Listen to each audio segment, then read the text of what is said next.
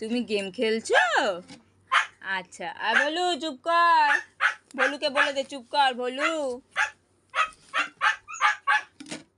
আয় ভলু। ওই যে পার্থ আসছে।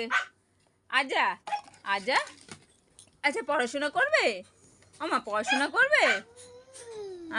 আচ্ছা, বলো তো এ বি।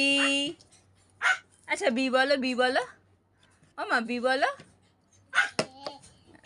আচ্ছা, ডাকটা পড়ে গেছে। আচ্ছা, এটা কি কালার বলো? পার্পেল। ওমা, এটা বলো পার্পেল।